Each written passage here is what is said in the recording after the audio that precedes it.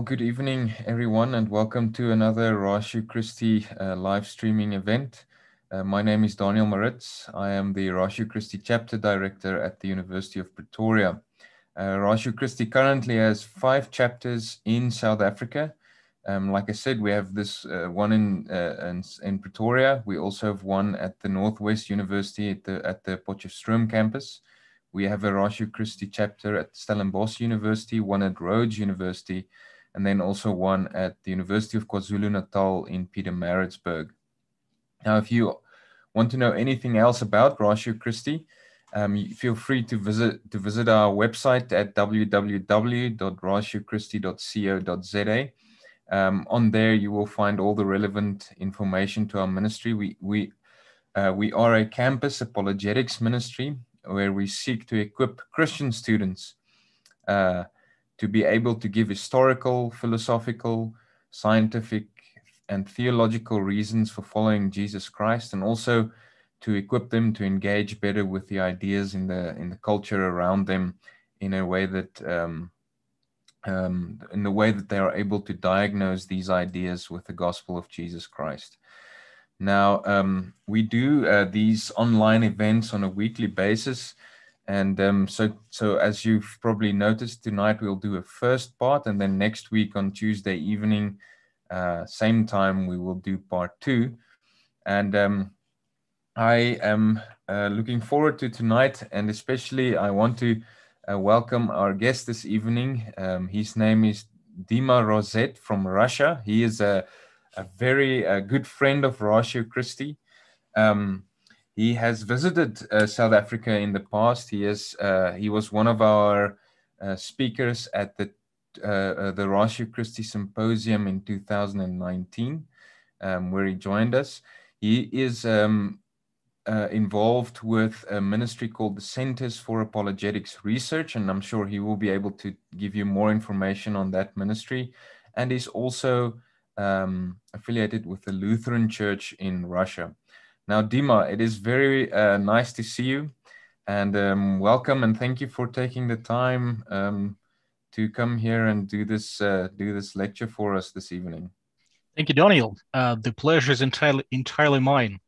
Okay, a few words of introduction. As Daniel said, my name is Dima or Dmitry Rozet. I am the senior research coordinator with the ministry, a Christian ministry called the Centers for Apologetics Research. It is an international network which basically does counter-cult apologetics since 1990s. It is one of the largest and the oldest evangelical counter-cult ministry in Russia. But we also have branches in South America, North America, Latin America, Western Europe, Russia, and Africa. So we are trying to reach people in as many languages as we possibly can. And today we're going to be talking about the Mormons, and they happen to be my first love. They were the first cult I've ever met in my life. So it is the topic that I am especially fond of. And as you probably see for yourself, English is not my native language. So please bear with me if I speak not clearly enough. And if you guys have any questions, feel free to ask them. So let's... Dima, I'm just quickly going to interrupt you. Yeah, and then sure. you just talked about the Q&A for the listeners out there. So as Dima said, feel free to ask questions in the live feed. We will, if there's time, get to that at the end of the lecture. And then the ministry where Dima is involved at, Centers for Apologetics Research, I've also added the link of that ministry in the description of this video. So feel free to follow the link as well if you want any more information there. All right, sorry, Dima, then it's all over to you now. Sure. And our website, www.thecenters.org, is in English. So you will not have to struggle with Russian. That'll be available to you. Okay, let's go to our presentation, which happens to be the Book of Mormon. Today, let me open the first slide and I'll go on from there. Okay, you can see it's the Book of Mormon chapter or part 1, which means that we're going to continue on our conversation in a week from now.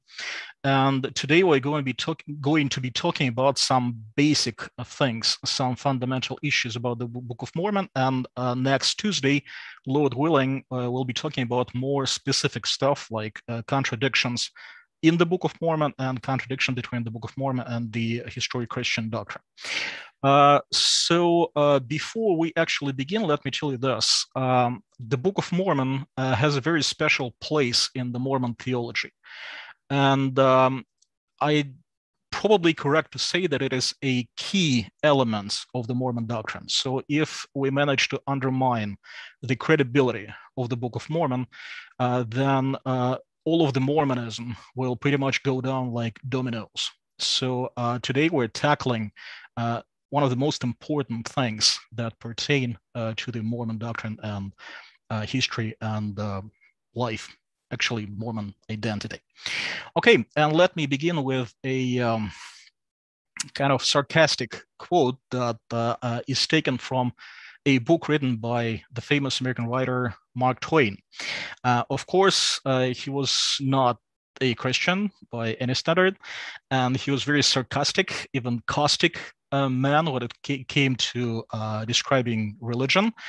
And in one of his books, which is called Roughing It, which is pretty much like a travelogue, like a travel diary of his, in chapter number 16, he gives a pretty long and pretty detailed description of the Book of Mormon. And this chapter begins with these couple of paragraphs. And although I do not exactly share Mark Twain's sarcasm about religion, I pretty much share his sentiment about the Book of Mormon in particular. I really do feel pretty much the same way when I'm reading the Book of Mormon. So let's see what it says. All men have heard of the Book of the Mormon Bible, but few except the elect have seen it, or at least taken the trouble to read it. I brought away a copy from Salt Lake. That's Salt Lake City, the capital city of the Mormons. The book is a curiosity to me. It is such a pretentious affair, and yet so slow, so sleepy, such an insipid mess of inspiration. It is chloroform in print. If Joseph Smith composed this book, the act was a miracle keeping awake, Keeping awake while he did it was at any rate. If he, according to tradition, merely translated it from certain ancient and mysteriously engraved plates of copper, which he declares he found under a stone in an out-of-the-way locality, the work of translating was equally a miracle for the same reason. The book seems to be merely a prosy detail of imaginary history, with the Old Testament for a model, followed by a tedious plagiarism of the New Testament. The author labored to give his words and phrases the quaint, old-fashioned sound and structure of our King James's translation of the scriptures, and the result is a mongrel, half modern glibness and half ancient simplicity and gravity. The latter is awkward and constrained, the former natural, but grotesque by the contrast. Whenever he found his speech growing too modern, which was about every sentence or two, he ladled in a few such scriptural phrases as exceeding sore, and it came to pass, etc., and made things satisfactory again. And it came to pass was his pet. If he had left that out, his Bible would have been only a pamphlet. And again, he goes like that for another several passages, paragraphs, and you can read it for yourself. The book is, at least this chapter is available on the web. You can find it for yourself. Okay, let's talk a little bit about the history of the Book of Mormon. When we go back in history, we know that the Book of Mormon was actually created and printed in early 1800s. And according to the official story of the Mormon Church, Joe Smith was given possession of the golden plates, which he translated and declared to be the Book of Mormon in 1827. And what he actually did, at least according to the official history of the Mormon Church, he translated those golden plates by the power of God, and he dictated that translation to a number of scribes. And those scribes, they concocted together a manuscript, which is colloquially called the original manuscript. Unfortunately, we only have about 28% of that manuscript remaining in our possession, where we don't really know where the rest of the manuscript is. So we can't really go back and check the veracity, the credibility of pretty much 3/4 of the text. Then, when Joseph Smith was about to publish this translation, he had one of his scribes, the man by the name Oliver Cowdery, to actually go over the translation and prepare it for printing. And the result of that is called the printer's manuscript, which is pretty much, we have it pretty much in full. There are only 3 lines of the text missing. But there's one important thing that we need to remember.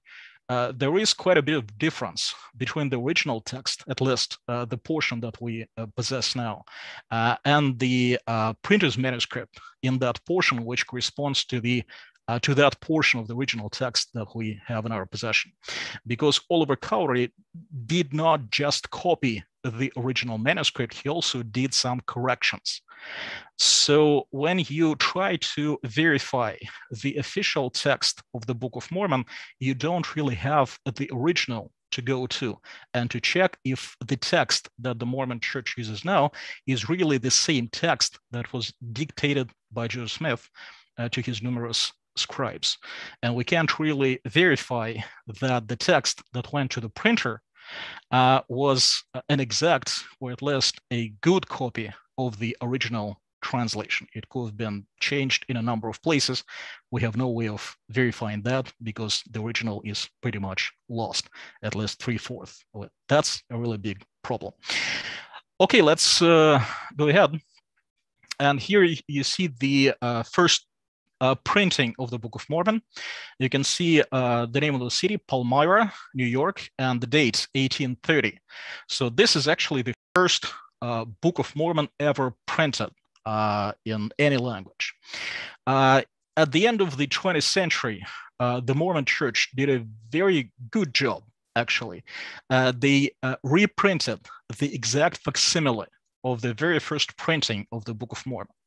And I believe the first reprint was in 1970, and it is being sold openly in the Mormon bookstores. So pretty much anybody can acquire a copy now and compare this ancient, very first printing of the Book of Mormon to the text that Mormons are using now.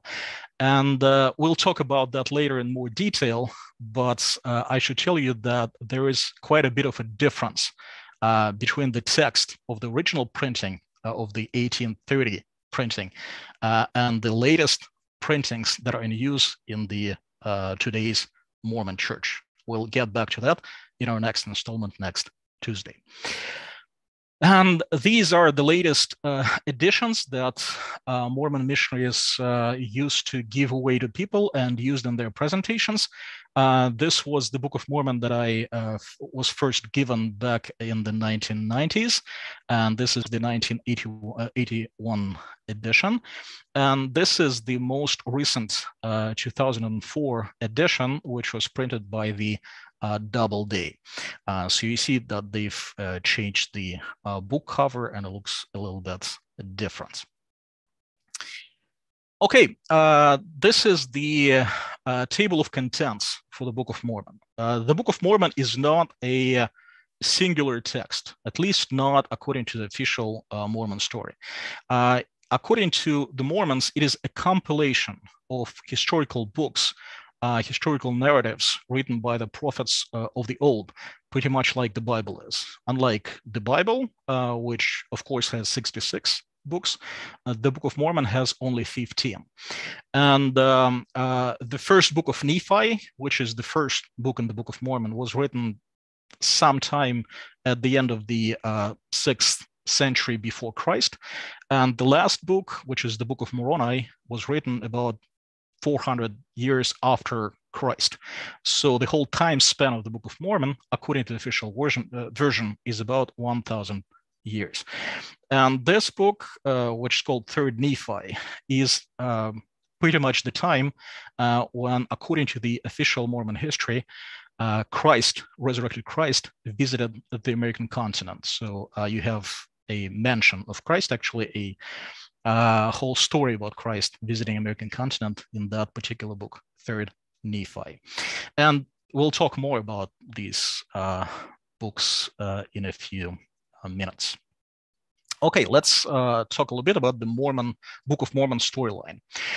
The whole thing starts at about 600 BC. In Jerusalem, there lives a prophet, a man of God called Lehi. He's a righteous man. And this, of course, happens several years before the fall of Jerusalem. So the Lord speaks to Lehi and warns him about the coming doom. And Lehi tries to warn his neighbors, the Jewish people. They wouldn't listen. Actually, they became angry at Lehi for speaking the truth.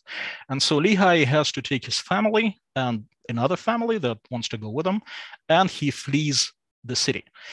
When he flees the city, he goes down south, and this is the official explanation of the Mormon Church as it is now. He goes down south along the Red Sea, and he comes to the southern shore of the Arabian Peninsula, and there he founds this place which is called Bountiful.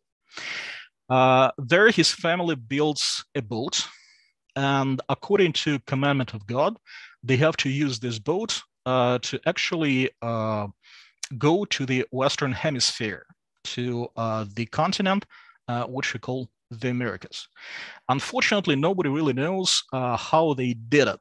There are two basic versions, or two basic routes that Lehi and his family could have taken. One is going from this southern shore of the Arabian Peninsula around African continent and all the way up to Florida. And the other version, which is also current among the Mormons and is equally cannot be proven.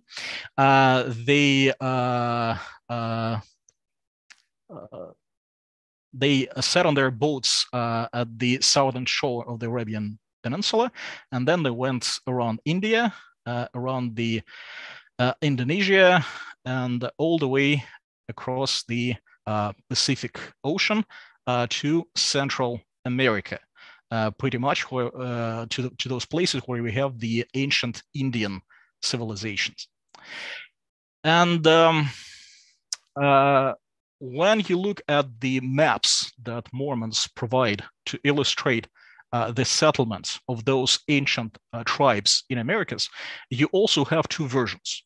If Lehi and his family went across the Atlantic Ocean, around Africa, across the Atlantic Ocean to around the Florida Peninsula, then those people, they settled the territory of the current United States. If they went the other direction, across the Pacific Ocean, the theory is that they actually reached the Central America, and this Central American region where the ancient Indian civilizations were located is actually the territory where the events of the Book of Mormon happen. This seems to be more in accord with the current Mormon apologetics, because in many ways they try to point to the ancient Indian American constructions and cities, and they would say that these are the remains of the Book of Mormon civilizations. But the place where Joseph Smith would eventually find the golden plates, which he used to translate the Book of Mormon, were actually found all the way up here in the North America. So this picture or this map would coincide better with the actual later history of the Mormon Church. But again, we don't really have any way to ascertain which map is correct, because there's simply not, well, I'd say no archaeological or historical evidence for the people of the Book of Mormon, and we're going to be talking about that a little bit later. Upon settling in the Western Hemisphere at the Americas, the sons of Lehi divided between themselves, and basically the two heroes, or the two antagonists, arose. One of them was the eldest son of Lehi, Laman, and the youngest son of Lehi was the other one of Lehi. His name was Nephi. Nephi was the righteous man. He was trying to serve God the best he can. And Laman was pretty much an unbeliever. He didn't really want to follow God in his ways, and he was pretty much a bad man. And so each of these sons of Lehi gave beginning to a whole race or a whole tribe of people called Nephites and Lamanites. And for the next 600 years, between Nephites and Lamanites, there was a constant struggle. These tribes that descended from two blood relatives, brothers, they actually fought against each other. After Jesus Christ appeared at the Middle East, and he completed his earthly ministry. He was murdered, he died, he raised again, and appeared to the apostles, disciples in Jerusalem, in the Eastern Hemisphere. He also made his appearance in the Western Hemisphere because he wanted also to organize his church there. So when Jesus, after his resurrection, according to the official Mormon story, appeared in the Americas, he appeared to the Nephites, and he also elected 12 disciples to be his representatives in the Americas, pretty much like he elected 12 apostles to be his representatives in the West. And so after Jesus has come to Americas, Nephites and Lamanites made peace, and for about 200 years, they lived in peace with each other, and then the struggle began all over again. And Nephites were on the edge of the total death, like they were being killed out. One of the last prophets of the Nephites, whose name was Mormon, took the books of the prophets of old and condensed them, shortened them, and put them on a golden plates. And then he hid those golden plates on the hill named Cumorah. And his son, Moroni, who was the last living leader of the Nephite tribe, he added a little bit more books to that collection, and also hid those golden plates on the hill Cumorah. So since Mormon was the last prophet of the Nephite tribe, the book is called the Book of Mormon. But Moroni, who was the last leader, will have to play a very important role a little bit later in the modern history of the Mormon Church, and we'll come to that in a few minutes. So here you have the Mormon the prophet creating a set of golden plates and burying them on the hill Cumorah. And Moroni, about 400th AD, buries the rest of the golden plates at the same spot.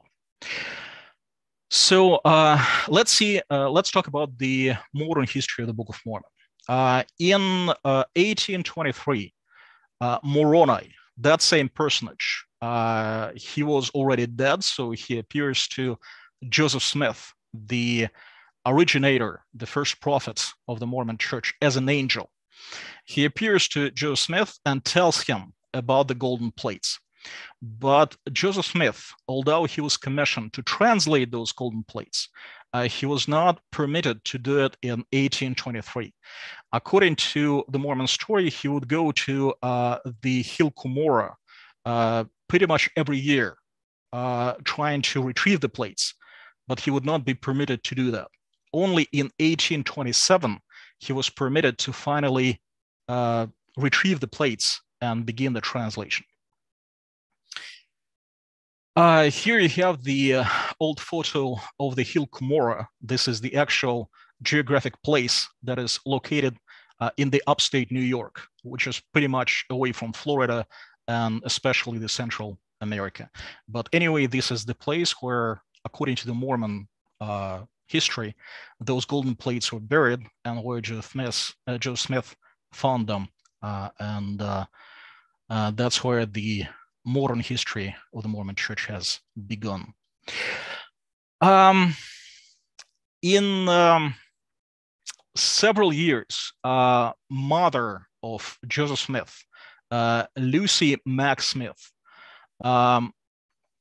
narrated a story about these events, and that's how she described what happened on that day. The plates were secreted about 3 miles from home. Joseph, on coming to them, took them from their secret place and wrapping them in his linen frock, placed them under his arm and started for home. After proceeding a short distance, he thought it would be more safe to leave the road and go through the woods. Traveling some distance after he left the road, he came to a large windfall. And as he was jumping over the log, a man sprang up from behind it and gave him a heavy blow with a gun. Joseph turned around and knocked him down, then ran at the top of his speed. About half a mile further, he was attacked again in the same manner as before. He knocked down this man down in like manner as the former and ran on again. And before he reached home, he was assaulted the third time. In striking the last one, he dislocated his thumb, which, however, he didn't notice until he came within sight of the house, when he threw himself down in the corner of the fence in order to recover his breath. As soon as he was able, he rose and came to the house. Lai was still altogether speechless from fright and the fatigue of running.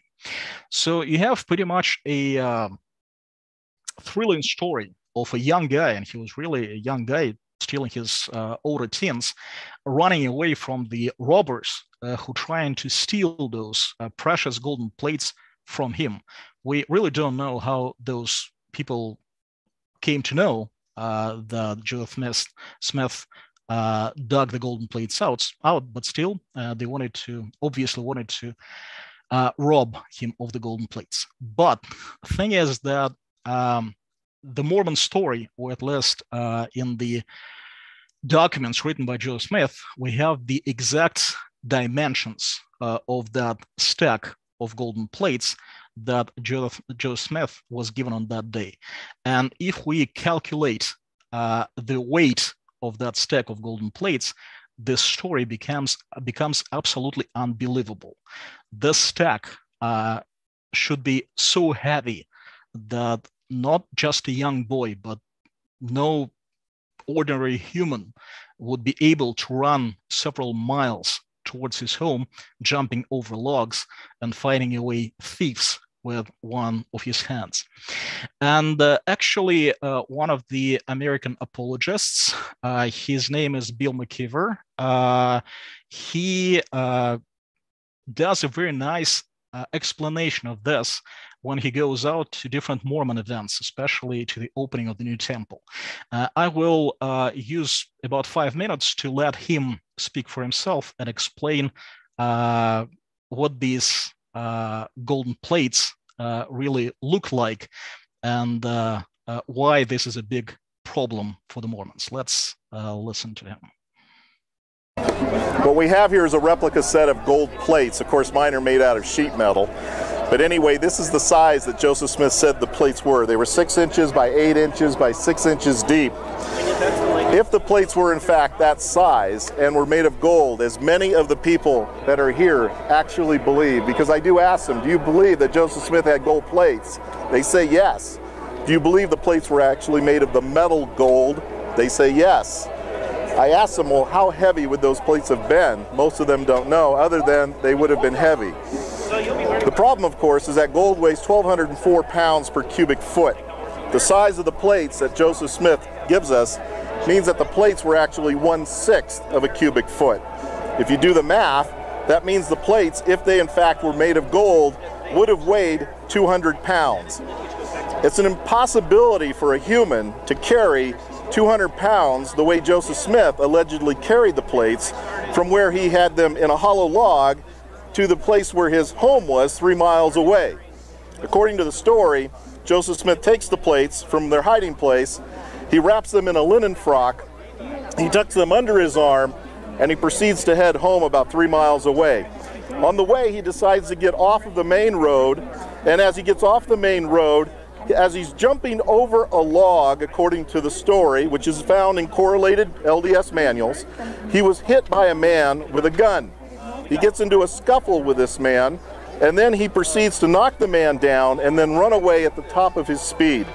He goes down the trail a little bit farther, and the same thing happens again. He gets into another scuffle.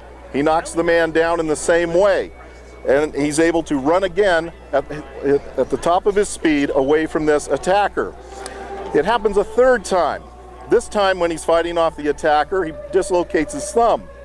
Then he finally gets to his house, which is 3 miles away. The question is, if the plates were really made of gold, how could Joseph Smith, who would have been a young man of around 22 years of age, been able to carry 200 pounds under his arm and do all those things? Jump over a log, fight off attackers, knock them down in such a way, and then run away so that they can't catch him to steal the plates from him. It's a physical impossibility. Now, many of the Mormons around here, when they hear that story, the first thing they'll say is, well, Joseph Smith was a buff farm boy. He probably was, but he wasn't that buff, and there's no way that he could have physically done what the story actually says he did. The next time, when they realize that he couldn't have been strong enough to do that, the next story is, well, it must have been a miracle. The problem is there's no miracle associated with this story. You won't find any Mormon apologists saying that God intervened to give him the strength, or by the Spirit he was able to do such an incredible feat. In fact, one evidence, I think the strongest piece of evidence against the so-called supernatural intervention theory, and that God actually performed a miracle through Joseph Smith, are Mormon apologists themselves. Because most Mormon apologists that you read, they really don't even believe the plates were made of gold. Instead, they'll say that the plates were probably made of an alloy called tembaga, which is primarily made of copper, but at least has to have some gold in it to keep the copper from forming electrolysis with the gold. Gold is really the only metal that could withstand being buried as long as these plates allegedly were buried. No other metal could do that. So there has to be gold mixed in with the metal. And what they try to do is they say that the plates, being made of tembaga, would have certainly been much lighter than gold plates. And then they have to arbitrarily add airspace between the plates, as much as 50% air gap in between the plates, to try to get the plates down to a manageable level. And many of them think that the plates were probably only about 53 pounds. There's a lot of problems with this. First, by trying to get the weight down to a manageable level, what they are in fact doing is admitting that there was no miracle involved. Because if there was a miracle involved, why not leave it at 200 pounds and just leave it at that? But they don't. And the reason they don't is because they know there's no miracle in this story. So they must somehow try to get the plates down to a manageable level.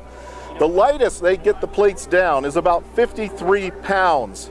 And many Mormon apologists think that's light enough to do what Joseph Smith did.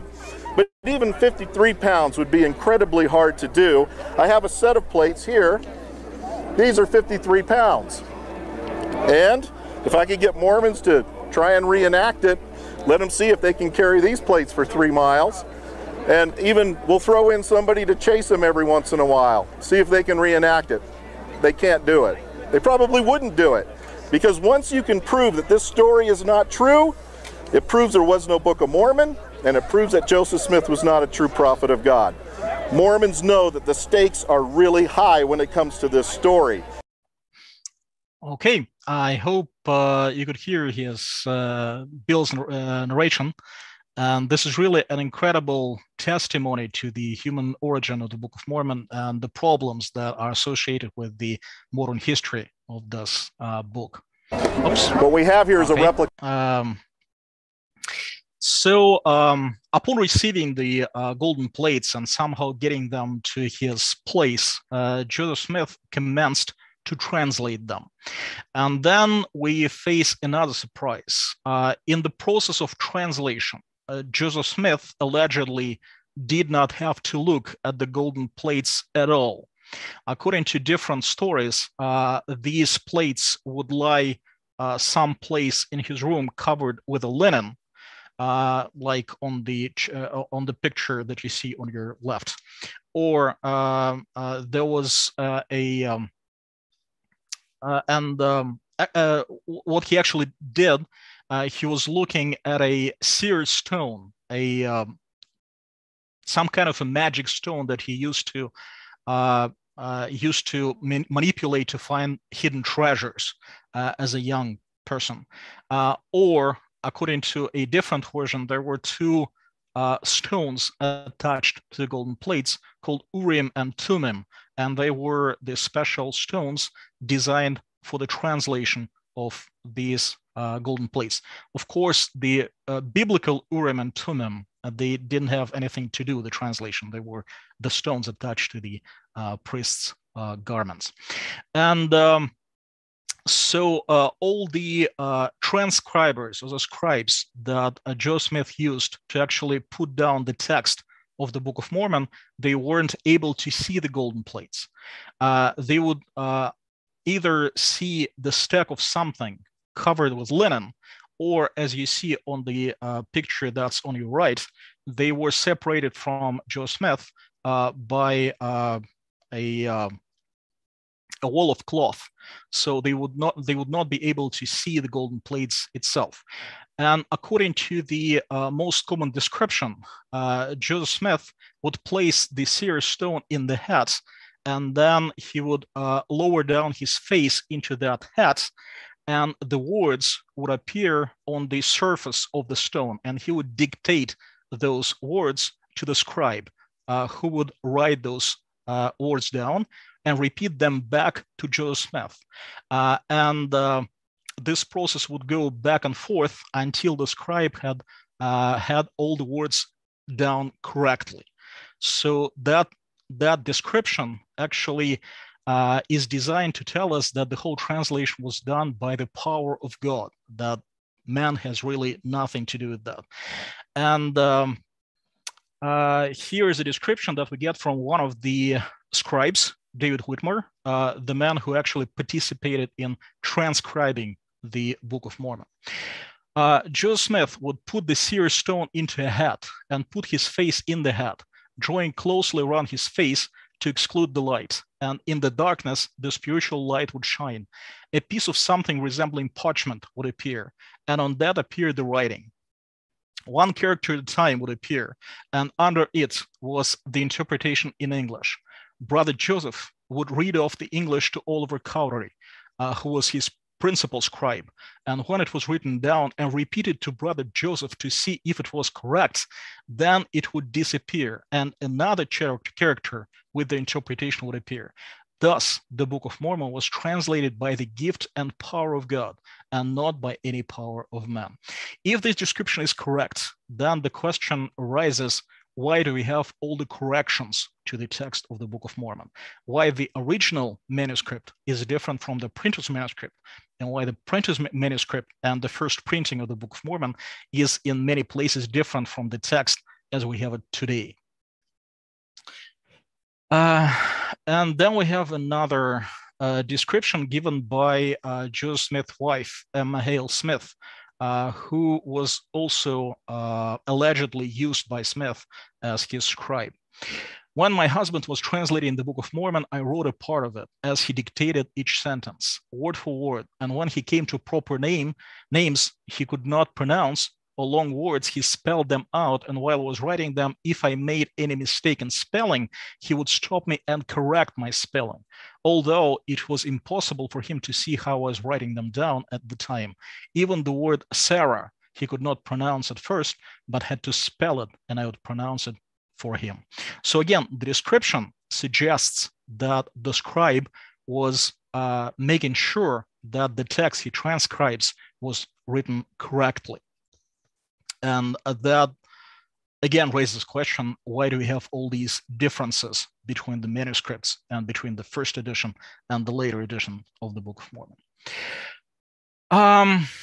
One of the questions that people usually ask is if the Book of Mormon is not the book from God, if it was not translated by the power and gift of God, if it was not a God-given text, how could a young provincial boy with almost no education create this text all by himself?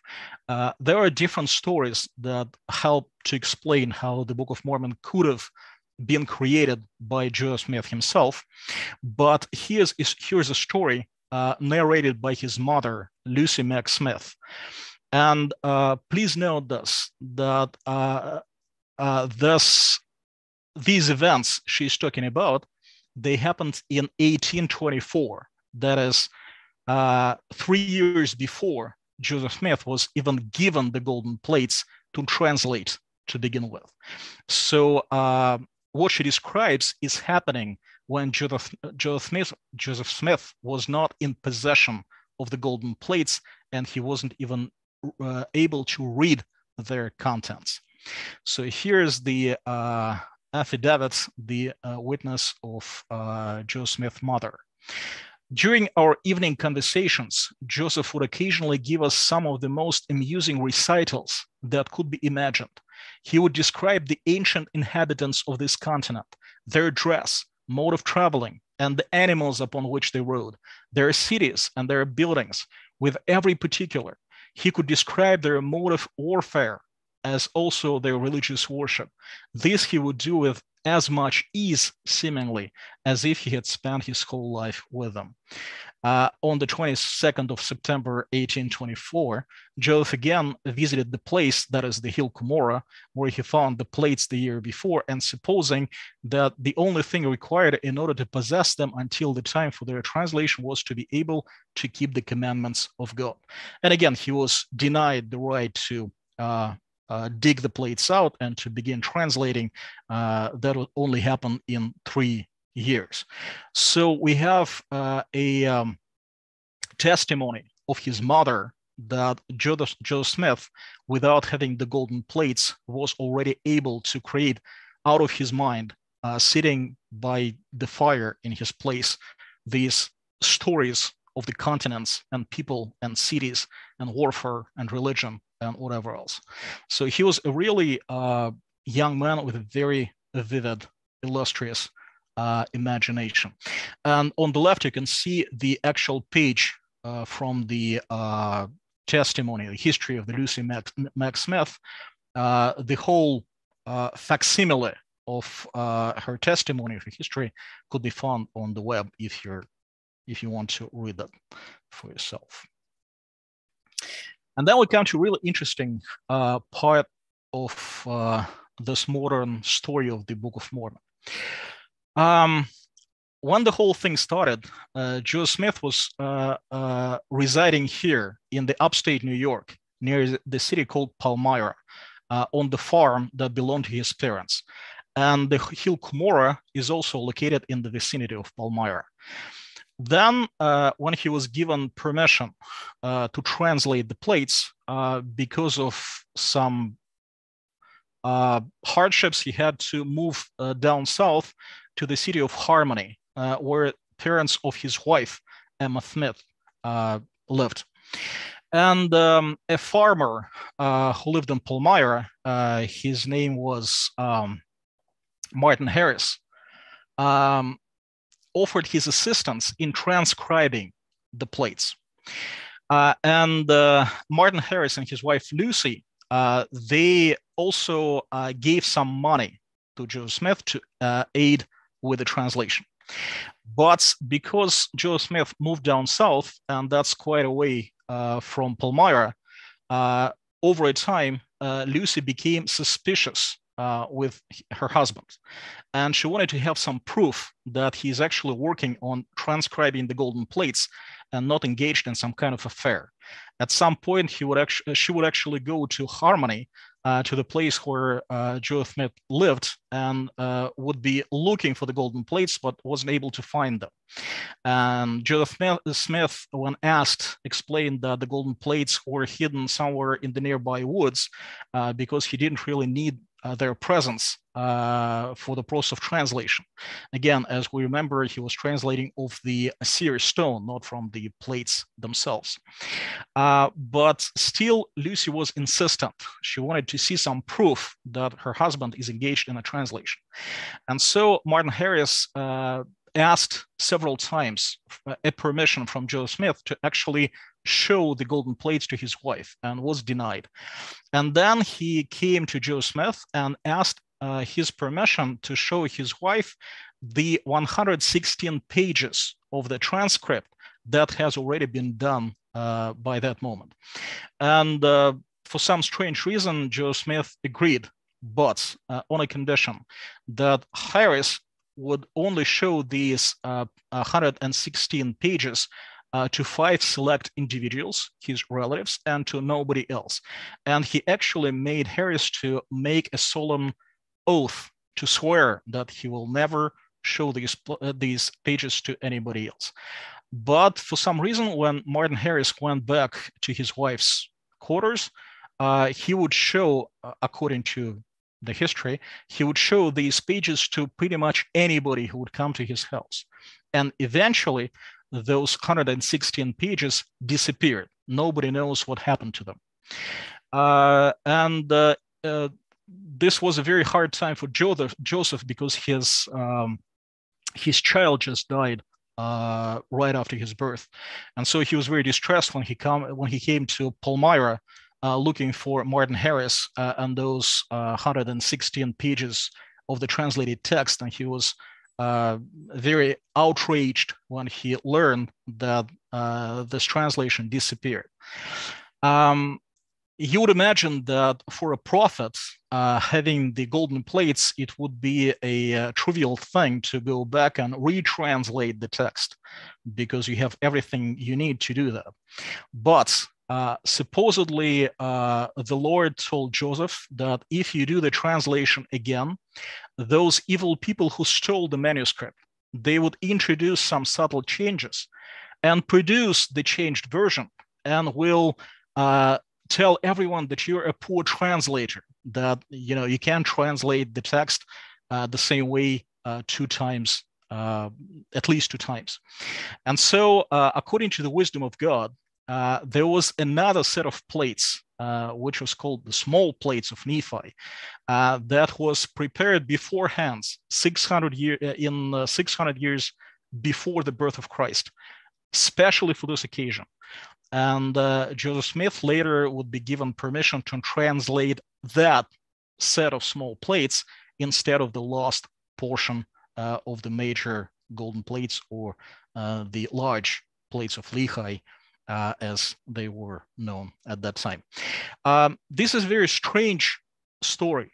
And actually, if you look at the first portion of the Book of Mormon, which is supposed to be those small plates of Nephi, you'll see that compared to the rest of the Book of Mormon, you don't see as many names, places, descriptions of wars, and other specific events. And 2 long-time, actually lifetime researchers of the Mormonism, Gerald and Sandra Tanner, they wrote an article which is called A Black Hole in the Book of Mormon. It was back in 1989. And basically in that article, they tell that using the computer, they would discover some very strange peculiarities in those early chapters of the Book of Mormon that would be a replacement for those lost 116 pages. And Mormons responded with a series of articles. And actually, here is a link to an article written by a Mormon historian, Aaron Norwood, Review, Jordan Center Tenor, covering up the black hole in the Book of Mormon, 1991. I have put the two links here so that you can look up this article for yourself and decide if the Mormon explanation holds any water. As far as I'm concerned, the explanation of that Gerald and Senator Tanner provide is pretty much convincing. What they say is that when Joseph Smith suddenly lost those 116 pages of the translated manuscript, he suddenly realized that he cannot reproduce his creation again. And he just simply does not remember all the names, all the dates, all the places, all the details. And so if by some chance that lost manuscript would reappear in any time, in any next years, it would be obvious to everybody that Joseph Smith created the text instead of translating some ancient golden plates. So he had to come up with a story about the small plates that would be a replacement for the actual lost portion of the golden plates as delivered to him in the at first. Witnesses to the Book of Mormon. This is another interesting part of the story. When Joseph Smith completed the translation, Angel Moroni came again and took away the plates. So the Mormon Church cannot produce the plates to prove that that artifact actually existed. We don't have the proof that any proof that the Mormon Church is founded upon some real thing. And in order for the Mormon religion to be able to have some testimony, according to the official Mormon story, those golden plates were shown to a number of witnesses on two different occasions, actually on several different occasions, but let's say on two different occasions. The first group consisted of 3 people, and you can see the picture on the left, and the other group consisted of 8 people. And here you have the list of these people. 3 witnesses to the Book of Mormon were Oliver Cowdery, that's the principal scribe that Joe Smith used to produce the transcript of the Book of Mormon, David Whitmer, the other scribe that he used, and Martin Harris, that guy who lost the 116 pages of the lost manuscript. And actually, if we go a little bit back, when Martin Harris lost those pages, Joseph Smith received a revelation. And in that revelation, God had some very bad things to say about Martin Harris. So here's Doctrine and Covenants, another standard work or another scripture of the Mormon Church, section 3 and verses 12 and 13. And when thou deliveredst up that which God had given thee sight and power to translate, thou deliveredst up that which was sacred into the hands of a wicked man, which is Martin Harris, who has set at naught the counsels of God, and had broken the most sacred promises which were made before God, and has depended upon his own judgment and boasted in his own wisdom. So you have this man whom God calls a wicked man, who has set at naught the counsels of God and broken his promises given before God. You see this man actually acting as one of the witnesses to the Book of Mormon, which is really strange as far as I'm concerned. But anyway, and also you have another 8 witnesses. And if you look at their names, you'll see that 4 of them were the blood relatives of David Whitmer, and the other 4 were the blood relatives of Joseph Smith himself. So among those witnesses, you don't have any independent people, any independent sources, people from the outside who would be really trustworthy, really credible as witnesses. All of these people were closely engaged in the Mormon religion, and they have a vested interest in the success of Joseph Smith affair, his plans and his ideas. So when we look at these witnesses, we can see several interesting facts. Many statements given by the witnesses indicate that they only saw the angel and the plates in a visionary experience. In other words, pretty much none of the witnesses can actually say that they saw the plates. Some of them only saw them in a vision. Other people would see something covered with a linen, and they were allowed to touch that with their hand. So they would touch something that resembled the golden plates, but they would not really see the golden plates, which is quite strange for the witnesses. Like many people in the 1800s, witnesses to the Book of Mormon, they believed in magic, dreams, divination, etc. Martin Harris, that man we talked about a little earlier, he was especially known for his visions and obsession with supernatural. He would, receive visions all the time and talk about seeing some supernatural things all the time. All the witnesses had close ties to Joseph and his family. Some were his close relatives. By 1847, all surviving witnesses had left the church. Some of them returned. For example, Cowdery and Harris returned to the church pretty much on their deathbed. They would die soon afterwards. David Whitmer, one of the three witnesses, one of the key persons in the history of the Book of Mormon, would never return to the church. Nevertheless, all of them stood by their testimony that they actually saw the golden plates and remained faithful in that respect. But David Whitmer wrote a letter that was called a letter to all believers in the Book of Mormon. And in that letter, he would say, if you believe that God spake to us three witnesses by his own voice, then I tell you that in June 1838, God spake to me again by his own voice from the heavens and told me to separate myself from among the latter-day saints. And he would actually say that the Mormon leadership has changed the God-given doctrine and they would not be faithful to God anymore. That was the reason why he left the church. And I believe some of those witnesses were actually excommunicated by the Mormon church afterwards, and Joseph Smith later called them liars, counterfeiters, thieves, and other pretty bad names. So if you would like to know more about this, here's the link provided to one of the really interesting sites with information on Mormonism. And what is interesting about this particular site is that it is done by the ex-Mormons, but these people, they try to be very objective, so they give a voice to both sides. They provide information from the critical side and from the Mormon side. So they actually try to paint as complete picture as possible. And for example, this particular page that talks about the story of the Book of Mormon witnesses is very interesting and full of information that needs to be pondered, that needs to be accessed and somehow digested if you really want to understand if the Book of Mormon is a human creation or a book from God.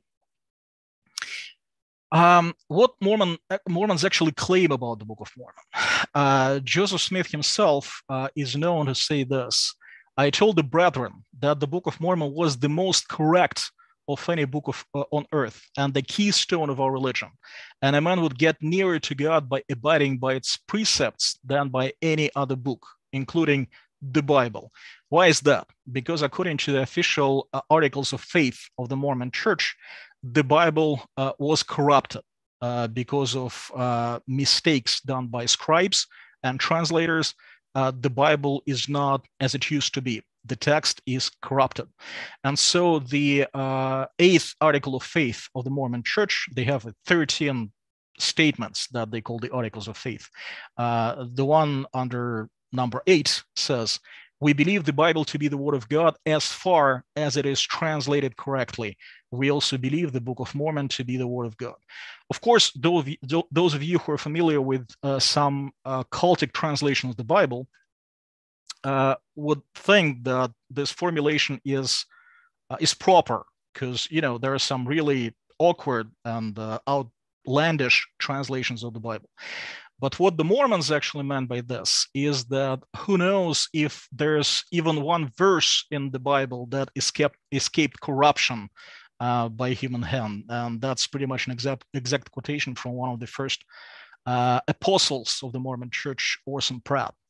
So what Mormons actually want to say by saying that the Bible is not translated correctly is that we don't have the text of the Bible anymore as it had come from the hands of the original writers. Unlike the Bible, the Book of Mormon, as they say, is absolutely correct. It is trustworthy. It is the keystone of their religion. And that's how they look at it. I believe it was the fourth president of the Mormon Church. His name was Wilford Woodruff. During one of his speeches, he would place the Book of Mormon, one copy, on one side of the table and a stack of other books on the other side of the table. And he said that if you place these books in such order, the Book of Mormon would outweigh every other book that's in existence. So that's pretty much what Mormons think of the Book of Mormon. This quotation comes from a book written by a Mormon apostle, one of the most theologically minded apostles of the Mormon Church. His name was Bruce McConkie, and his book was called The Mormon Doctrine. Amongst all the doctrines of the gospel, almost all the doctrines of the gospel are taught in the Book of Mormon with much greater clarity and perfection than those same doctrines are revealed in the Bible. Anyone who will place in parallel columns the teachings of these two great books on such subjects as the atonement, plan of salvation, gathering of Israel, baptism, gift of the Spirit, miracles, revelation, faith, charity, or any of 100 other subjects will find conclusive proof of the superiority of the Book of Mormon teachings. Actually, I totally disagree with this. So if you take time to read the Book of Mormon, I think you will agree with Mark Twain, the quote that I quoted in the beginning of our presentation, much more than what Bruce McConkie is in this particular quotation.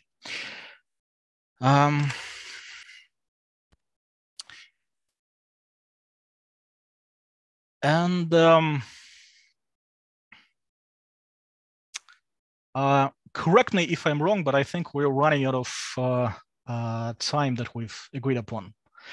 Okay, let's stop here then, and we'll pick it up from this particular place next Tuesday. We'll talk about whether there are any predictions of the Book of Mormon in the Bible, and we'll talk about the particular contradictions, internal contradictions in the Book of Mormon and contradiction between the Book of Mormon and the Bible. If there are any questions, I'd be glad to try to answer them. Thanks, Dima. You can, if you want to, you can stop this the screen share now if you'd like. Absolutely. Cool. Well, thanks, Dima. I think that was very informative on the history and some of these aspects regarding the Book of Mormon. Now, there is a question which is more aimed at sort of a practical side on engaging Mormons. Okay. So the question is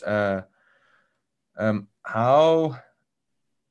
It's stated in Afrikaans, so I just want to figure out how to phrase it into English for you. Okay. It's basically how can you identify Mormons, and what's the best way to engage with them practically if you were to meet one? By identify, the person who is asking means how to identify them in real life, or how to identify them in terms of if they're Christians? I think it's more of identifying them in real life. Like, how do you know someone is a Mormon?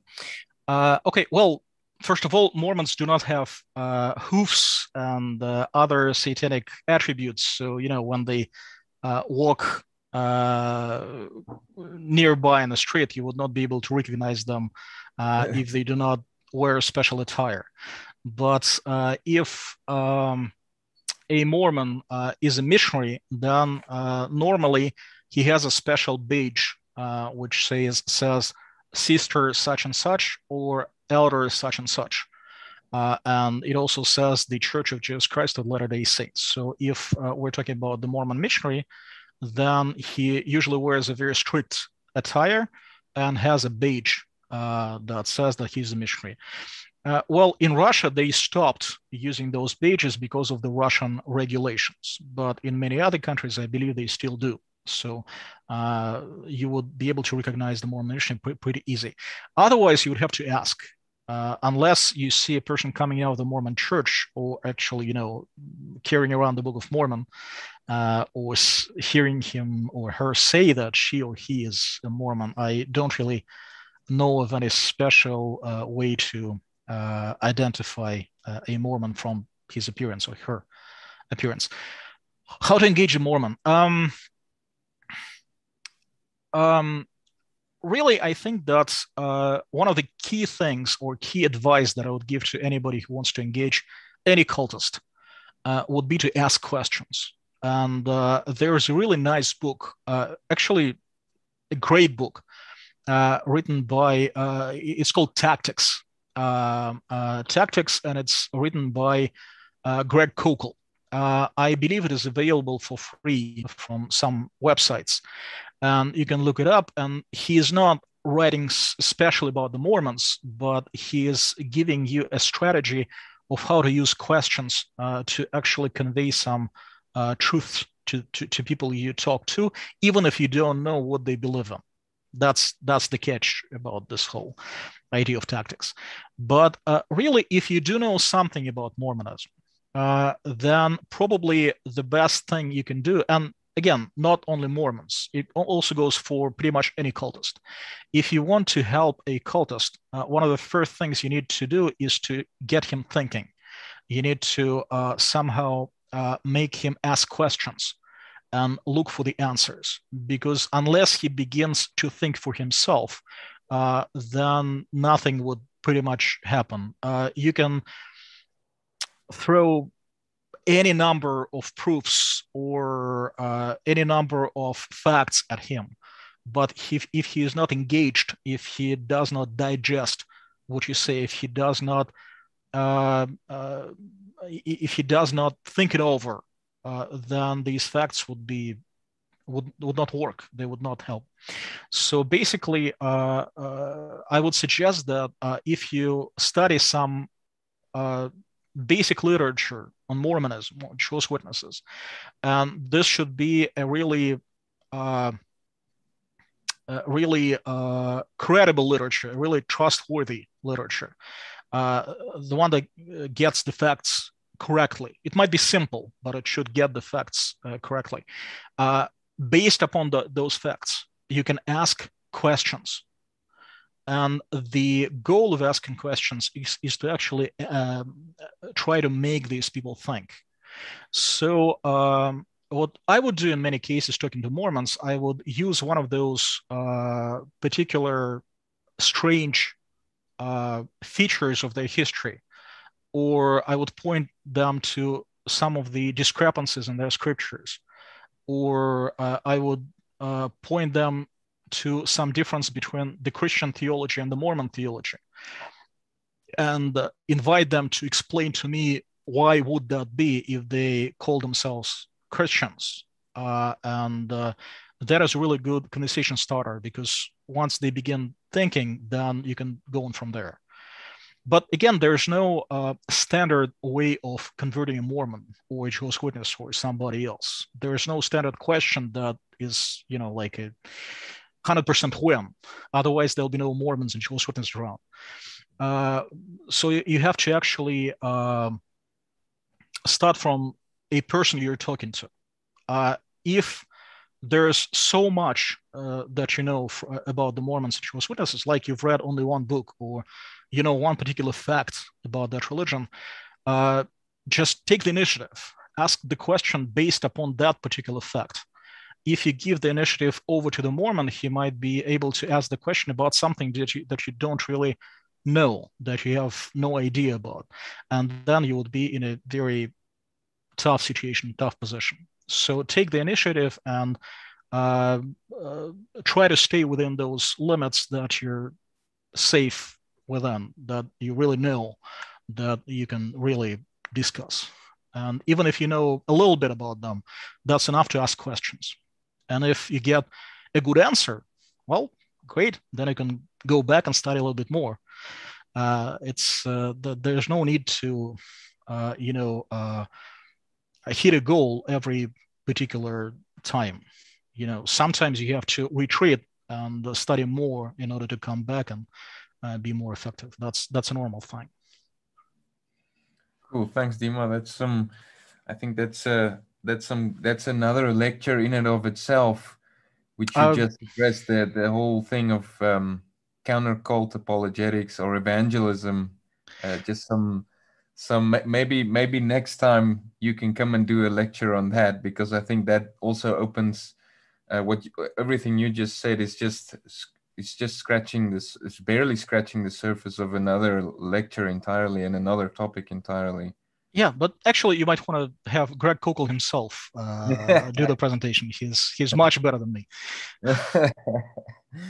All right, Dima, here's another question. On what basis does the Mormon Church believe that the Bible translations have been corrupted? First of all, there's a statement in the Book of Mormon. The Book of Mormon itself says that you have this corrupted religion that has corrupted the Bible.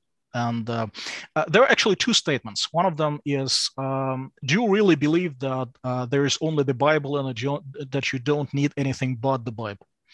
And the other statement is that because of the scribes and translators, a lot of precious things have been lost from the Bible. So it's not the way it is anymore. So really, it is a revelation in the Book of Mormon. They don't really need to go any further. They try to add some rational arguments, like they would point to some books that are mentioned in the Bible, but that are not in the biblical canon, I don't know, the Book of the War of the Lord, or some other Old Testament books that are mentioned in the Old Testament. But actually, if you look at the Book of Mormon, you also find the names of the books that are mentioned, but are not present in the Book of Mormon. So according to that same standard, the Book of Mormon does not work as well. So it's pretty much a double standard. Of course, Mormons are familiar with the text criticisms, so they will bring up the discrepancies between the manuscripts if they know that stuff well enough. Not all Mormons are very well versed on that particular thing, but if they do, they'll bring that up. But interesting thing is that when you look at the discrepancies in the biblical manuscripts, what Christians do, they try to go all the way back to the original manuscript to make sure that the text that we use now is as close to the original writing of the apostles as possible. What Mormons do, they actually keep adding and changing the text, so that, as I mentioned, the original manuscript is different from the printer's manuscript, and the printer's manuscript is different from the text that they use today. And we'll talk about the very interesting project that Mormons themselves launched. It's a critical textual project to try to locate all the discrepancies in the manuscripts in the Book of Mormon, but that's pretty much unofficial. That's a project run by pretty much two men. They're Mormons, but this is not an official Book of Mormon text. It's pretty much a private project. Very interesting, but private at that. Cool. Thanks, Dima. We have another question here. Okay. What are some of the possible motivations for Joseph Smith to make up the Book of Mormon? I can't really tell, because obviously I was not familiar with the guy, but he might have been looking for a way to create a following. because when he printed the Book of Mormon, soon afterwards he launched the new religion, the Mormonism itself, the Church of Jesus Christ of Latter-day Saints. It was called differently at that point, but still. So he might have this idea of creating a religion and getting a following and actually monetizing, getting some financial gain from that early on when he started to produce the Book of Mormon. Or there might be a different explanation. He had this fantasy and he had to place it somewhere. It was like boiling inside of him. We've heard the testimony of his mother. The guy was sitting by the fire in his house telling all these tales. Why not writing it down and seeing what's going to happen? So, but at some point in that process, he began talking about himself as the prophet of God. Actually, as far as I know, the story about his very first encounter with God, which is called the first vision, and there are several versions of that first vision besides the official, so we don't really know what happened. But I believe it became popular much later, sometime in 1840s. So actually, the story of the Mormonism, the early story of the Mormonism, is the story of him obtaining the Book of Mormon. And only later it was added by this God commanding him to be a prophet. So it might have started as a fantasy, but in the process, he became too serious about himself. But again, from the outset, he might have really thought of this as a way of getting some financial profit. I don't know, but there are several explanations. And actually, speaking about financial things, soon after Joseph Smith created his religion, he launched a bank in Kirtland and began printing his own money. So financial thing was in there early on in the early history of the Mormon Church. Well, it was not just for fun. It was also about the money. That's very interesting. Dima, we have one last question. Okay. Weren't people skeptical of Joseph Smith's insistence on using the stone to translate the plates? I believe they were, and I think Lucy Harris, the wife of Martin Harris, was a perfect example of that. She was very skeptical about the whole affair. But the thing is that in the beginning, this whole thing was very contained. It was not very public. Only a handful of people were involved before the Book of Mormon was actually printed. So whoever was feeling uneasy about Joseph Smith using a seer stone, they would have to feel that uneasiness sometime later, like in a backward fashion, like looking at the whole story. And again, now we have a luxury of looking at the history, having all of these records, all of these documents. And as it always has been, contemporaries does not have as good an access to the documents as the later generations would have. So we have a fuller picture than his contemporaries would have. But yes, actually, Joseph Smith was engaged in looking for the hidden treasures with that seer stone. And I believe one of the researchers has found proof in the basement of a local court that Joseph Smith was indicted for treasure hunting. So some people on an official level seem to be very concerned with his magical practices. Okay.